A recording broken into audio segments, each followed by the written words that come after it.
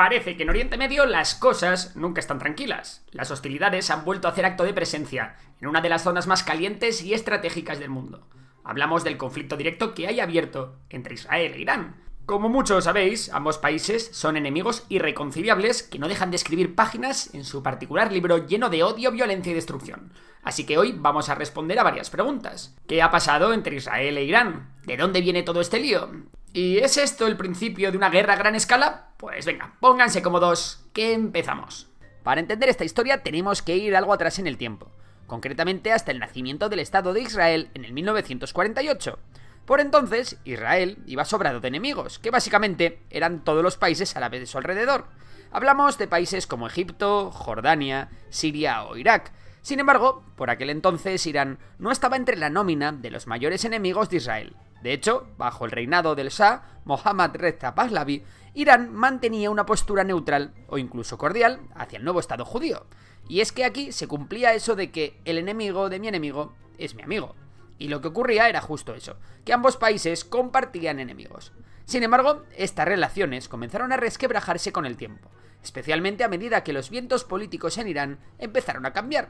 La población iraní, cada vez más descontenta con el autoritarismo del Shah y su proximidad a Occidente, comenzó a gravitar hacia los llamados revolucionarios, liderados por el ayatolá Ruhollah Khomeini. Sin embargo, de la noche a la mañana todo cambió. En 1979, la población iraní, harta del autoritarismo y la corrupción del Shah y su gobierno, estalló y se inició una revolución islámica, en la que los ayatolás tomaron el poder proclamando la República Islámica de Irán. ¿Y quiénes eran los ayatolás? Pues clérigos chiitas de alto rango que rechazaban la occidentalización de la sociedad iraní y buscaban la vuelta a las leyes islámicas tradicionales. Aquí es importante entender que el Shah era aliado de Estados Unidos. ¿Quién nos lo iba a decir a día de hoy? Que Irán pudiese ser aliada de Estados Unidos, Pero sí, lo era. Y claro, eso es algo que los ayatolás no estaban dispuestos a consentir. Así que lo dicho, los ayatolás, liderados por el famosísimo Khomeini, echaron al Shah, tomaron el poder y cambiaron Irán por completo, instaurando una teocracia. Khomeini adoptó una postura abiertamente hostil hacia Israel, marcando un giro de 180 grados en la política exterior iraní. Este cambio no fue solo retórico, se tradujo en acciones concretas, como el cierre de la embajada israelí en Teherán y la apertura de una embajada palestina. El mensaje era claro: a los judíos ni agua, y el propio Khomeini calificó a Israel como un enemigo del Islam y un cáncer. Las relaciones previas entre Irán e Israel incluían cooperación militar, venta de petróleo y proyectos agrícolas. Con la revolución, estos lazos se cortaron. Irán cerró los canales de comunicación con Israel y comenzó a desarrollar una estrategia con la que sigue a día de hoy. ¿Cuál? Muy sencillo: financiar y apoyar a todo aquel que quiera hacerle daño a Israel. De esta forma, Irán se volcó en apoyo a movimientos y grupos opuestos a Israel, como la Organización para la Liberación de Palestina, la OLP, y más tarde a Hezbollah en el Líbano, con quien Israel libró una guerra en 2006. Irán también apoyó a Hamas y a la Yihad Islámica en Gaza, con quien Israel lleva a palos desde la primera intifada a finales de los 80, o al régimen de Bashar al-Assad en Siria. De hecho, el capítulo de Siria merece un vídeo aparte, ya que allí Irán ha tenido y tiene tropas desplegadas en el país apoyando al régimen de Bashar al-Assad contra los grupos rebeldes y extremistas. Israel ha realizado numerosos ataques aéreos en Siria, dirigidos contra fuerzas iraníes y de Hezbollah, con el objetivo de evitar que Irán establezca un corredor terrestre hacia Líbano y posicione armamento avanzado cerca de sus fronteras. Por su parte, Israel no se ha quedado de brazos cruzados. Aparte de intentar debilitar a los grupos proxys iraníes en toda la región lo máximo posible, Israel también ha recurrido a la guerra sucia contra Irán, haciendo todo lo posible por debilitar al régimen de los ayatolás. De hecho, Israel ha sido acusado de apoyar a grupos opositores dentro de Irán y sus alrededores. Otro campo de batalla ha sido la guerra cibernética y el espionaje, con ambos países lanzando ciberataques contra infraestructuras críticas y sistemas de información del otro. Pero si hay algo que ha provocado tensiones por encima del resto de cosas, ha sido el programa nuclear iraní, cosa entendible después de las múltiples ocasiones en las que el líder supremo de Irán, el ayatolá Ali Khamenei, ha dicho que Israel será destruido. El caso es que durante este siglo Irán ha avanzado bastante en el enriquecimiento de uranio, y parece que aunque es posible que aún no las tenga, Irán sí que está muy cerca de poder producir armas nucleares. Israel y Occidente han tratado por todos los medios de parar este programa nuclear, aplicando severas sanciones contra Irán e incluso retrasándolo varios años mediante un virus informático conocido como Stuxnet, que se cree que fue conjuntamente desarrollado entre Israel y Estados Unidos. Además, Israel también ha sido acusado por Irán de estar detrás del asesinato de varios científicos nucleares iraníes a lo largo de los años. Estos asesinatos, llevados a cabo mediante bombas, disparos y un largo etcétera, también han podido retrasar el programa nuclear iraní. Por último, y no por ello menos importante, también ha habido reportes de explosiones y actos de sabotaje dentro de Irán que han afectado a su infraestructura nuclear y militar. Por ejemplo, en julio de 2020, una explosión dañó significativamente la instalación de enriquecimiento de uranio de Natanz, en Irán. Aunque Israel no confirmó su participación, es muy posible que Tel Aviv estuviese detrás. Así que entre unas cosas y otras, a medida que ha ido pasado el tiempo, las relaciones entre Irán e Israel han ido a peor. Pero venga, sé que estáis aquí porque queréis enteraros de qué leches ha pasado esta vez. ¿Por qué Irán ha bombardeado suelo israelí? Pues para saber eso, nos tenemos que ir una vez más al día 7 de octubre de 2023, momento en el que Hamas realizó su ataque a Israel, en el que murieron al menos 1.200 israelíes y en el que varios centenares de civiles fueron tomados como rehenes. Como todos a estas alturas sabéis, el primer ministro israelí, Benjamin Netanyahu, respondió a este ataque con mano de hierro, iniciando una campaña de bombardeos y una ofensiva terrestre contra Hamas en Gaza, que sí, ha golpeado muy duro a la organización, pero también ha provocado una masacre entre la población civil y la destrucción de gran parte de los edificios e infraestructuras de la Franja de Gaza. Pues bien, Irán ha hecho todo lo posible por defender a sus aliados palestinos, y eso ha incluido el movilizar a todos sus aliados que conforman el eje de resistencia. Hablamos de los hutíes de Yemen, de las milicias chiitas iraquíes o de la mismísima Hezbollah. Así que, sin atacarse directamente, la tensión entre Israel e Irán ha aumentado hasta cotas inimaginables desde hace unos meses. Recordemos que Irán está gobernada por una dictadura teocrática y que Israel tiene el gobierno más ultranacionalista y extremista de las últimas décadas. Pues bien, esta especie de pacto no escrito, de no atacarse directamente, cambió el 1 de abril de 2024, cuando la aviación israelí bombardeó un edificio anexo a la embajada iraní en Damasco, en un momento en el que se celebraba una reunión militar de máximo nivel. El ataque dejó 16 muertos. Como es lógico, tras el ataque y la muerte del querido general iraní, los ayatolás prometieron venganza, y finalmente Irán acabó respondiendo. La respuesta fue un ataque coordinado con Hezbollah y los hutíes, en el que desplegaron misiles y drones dirigidos hacia varias instalaciones estratégicas israelíes. La mayoría de estos proyectiles fueron interceptados por los sistemas de defensa aérea israelí. El gobierno de Netanyahu respondió sin cebarse demasiado, atacando 3 objetivos cerca del aeropuerto internacional de Isfahán, incluyendo un radar del sitio nuclear de Natanz.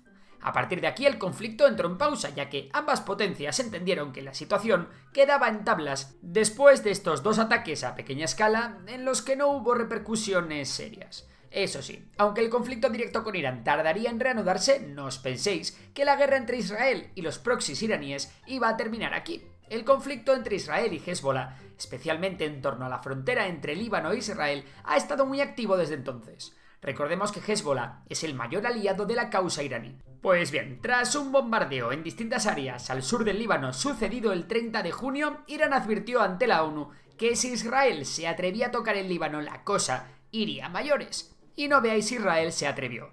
Un mes más tarde de estas declaraciones, Israel llevó a cabo un ataque aéreo en un barrio de Beirut, matando a Fuad Shukr, un alto comandante de Hezbollah, junto con 3 civiles, entre los que se incluían 2 niños. Y si esto ya era una razón de peso para animar a Irán a escalar el conflicto, la siguiente ya ni te cuento. Ismail Haniyeh, líder de Hamas, fue abatido por un ataque israelí mientras se encontraba en Teherán. Este ataque no es un golpe tan duro a nivel organizativo para Hamas, puesto que su estructura no es muy jerárquica, pero sin duda es un enorme golpe a nivel psicológico. Y ya no solo para Hamas, sino también para Irán, que no ha podido defender a un aliado de tal magnitud en su propio territorio.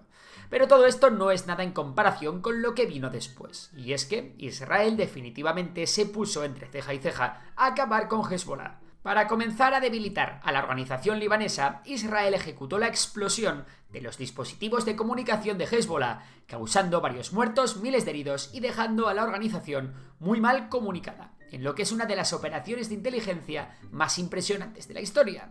El siguiente paso por parte de Israel fue la eliminación de la cúpula de Hezbollah, incluyendo a su histórico líder Hassan Nasrallah, que llevaba dirigiendo la organización desde los años 80 y que era una persona muy querida por el régimen iraní en general y por el ayatolá Jamenei en particular. A su vez, la aviación israelí llevó a cabo una campaña contra los depósitos de armas y cohetes de Hezbollah, diezmando su capacidad ofensiva. Finalmente, Israel ha lanzado una oportunista operación terrestre que conlleva una nueva invasión al Líbano. El objetivo de esta invasión parece ser la expulsión de Hezbollah al norte del río Litani, con el fin de, una vez más, crear un colchón que aleje a Hezbollah y a sus drones y cohetes de corto alcance de la frontera. Según el gobierno israelí, el objetivo es que los 90.000 desplazados israelíes, fruto de los ataques de Hezbollah, puedan volver a sus casas. Hasta el anuncio de la invasión terrestre por parte de Hezbollah, todo el mundo se hacía la misma pregunta. ¿De verdad Irán no va a hacer nada? ¿Va a dejar caer a sus aliados así como así? Pues bien, el 1 de octubre de 2024, Irán realizó su segundo ataque directo a suelo israelí. Esta vez, el ataque, compuesto por al menos 180 misiles balísticos, tenía como objetivo 3 instalaciones militares israelíes. A pesar de que Jordania y Estados Unidos colaboraron a la hora de derribar algunos de estos misiles, muchos de ellos impactaron en suelo israelí. Israel respondió con una oleada de bombardeos selectivos limitados, y los dos dieron el resultado por bueno. Así que durante unos meses la cosa se calmó, unos meses en los que Israel reanudó la ofensiva sobre Gaza, en los que los hutíes siguieron haciendo de las suyas, y en los que cayó uno de los grandes aliados de Irán, el dictador sirio Bashar al-Assad. Pero por encima de todo eso, lo más importante es que poco a poco Irán ha seguido enriqueciendo uranio hasta estar muy cerca de conseguir su tan ansiada bomba nuclear. Y eso es algo que Israel no está dispuesto a consentir. Estados Unidos, con Trump a la cabeza, ha intentado negociar con Irán la firma de un acuerdo nuclear para evitar que el país de los ayatolás se hiciera con armamento de este tipo, pero las negociaciones fracasaron. Así que de manera preventiva, Israel efectuó un ataque mucho más importante que los anteriores contra Irán. El ataque israelí vendría por dos frentes. Por un lado, más de 200 aviones de guerra, entre los que había F-15, F-16 y F-35, se encargarían de lanzar sus misiles desde Irak, mientras que operadores del Mossad infiltrados en Irán volarían sus drones contra diversos objetivos. Estos últimos fueron los primeros en actuar, cegando radares clave en torno a la capital y a las instalaciones nucleares de Natanz. Con los ojos electrónicos de Irán ya aturdidos, la Fuerza Aérea israelí abrió la operación Rising Lion. ¿Y cuáles han sido sus objetivos? Los primeros misiles cayeron en Teherán, concretamente en los domicilios de algunos altos cargos del régimen. Ataques que, por cierto, se cobraron la vida de algunos civiles. En este ataque, Israel acabó con varias piezas importantes, ya que horas más tarde la televisión estatal iraní confirmó la muerte del comandante en jefe de la Guardia Revolucionaria Islámica, el general Hossein Salami, y horas más tarde la de Mohammad Bagheri, jefe del Estado Mayor. También fueron asesinados al menos 2 científicos nucleares de primera línea. No obstante, tiene pinta de que la lista de líderes militares eliminados es bastante larga. Más allá de eso, también fueron atacadas infraestructuras clave en diversos puntos de Irán. Os podría aburrir con un montón de nombres y lugares, pero como creo que ahora mismo eso no aporta demasiado, lo dejaremos en que han sido atacadas instalaciones nucleares clave, como infraestructuras de enriquecimiento de uranio, zonas de I+D, talleres de ensamblaje de drones, bases desde las que operan misiles balísticos, aeropuertos, bases militares y una importante ristra mayor de objetivos clave. No obstante, la cosa fue mucho más allá. Netanyahu anunció que las hostilidades durarían al menos 2 semanas y los bombardeos israelíes continuaron descabezando al régimen y mermando sus capacidades tanto ofensivas como defensivas. Pero Irán es un rival duro de pelar. La respuesta iraní llegó casi 24 horas después con una lluvia de misiles balísticos contra diferentes puntos de Israel. Los objetivos iraníes fueron fundamentalmente edificios gubernamentales y sistemas antiaéreos, pero en muchos casos la precisión de estos misiles no ha sido la adecuada y ha habido márgenes de error de más de 500 metros. Esto ha provocado la muerte de civiles, aunque en un número mucho menor que los bombardeos israelíes. Los iraníes continuaron lanzando salvas de misiles balísticos y drones. Estas salvas han perdido volumen, pero han ganado en efectividad, no solo porque han estado utilizando sus mejores misiles, sino también porque poco a poco las reservas de misiles antiaéreos israelíes van haciéndose cada vez más pequeñas y los de Netanyahu tienen que empezar a priorizar qué misiles derribar. Si en la primera oleada el ratio de intercepciones fue del 90%, a fecha de edición de este vídeo, las últimas intercepciones israelíes llegan al 65% de los misiles iraníes. A pesar de que Israel se ha mostrado militarmente superior a Irán, en Tel Aviv preocupa mucho el coste del conflicto, y es que el talón de Aquiles no es tecnológico, sino económico. Cada día de guerra cuesta a Israel unos 200 millones de dólares, y buena parte se esfuma literalmente en el cielo con cada interceptor lanzado. Y es que cada misil interceptor Arrow 2 y Arrow 3 cuesta entre 3 y 4 millones de dólares. De entre todos los bombardeos iraníes tenemos que destacar uno del 19 de junio. Fue entonces cuando Teherán combinó 3 ráfagas de 25 o 30 misiles combinados con enjambres de drones que volaron bajo para engañar a los radares. En estos ataques, un misil Segil perforó las capas defensivas y golpeó el Soroka Medical Center de Beersheba, el hospital más grande del sur de Israel, dejando 89 heridos y una fuga química. El caso es que mientras se especulaba con el hipotético agotamiento de las defensas israelíes, el posible colapso del régimen de los ayatolás y de cómo el conflicto podría cambiar Oriente Medio para siempre, un nuevo gallo iba a entrar en el corral. Hablamos, como no, de Estados Unidos. Como decíamos anteriormente, antes del ataque preventivo israelí, la administración Trump había estado intentando negociar sin éxito un acuerdo nuclear con Irán. Sin embargo, los bombardeos israelíes hicieron al país de los ayatolás retirarse de la negociación.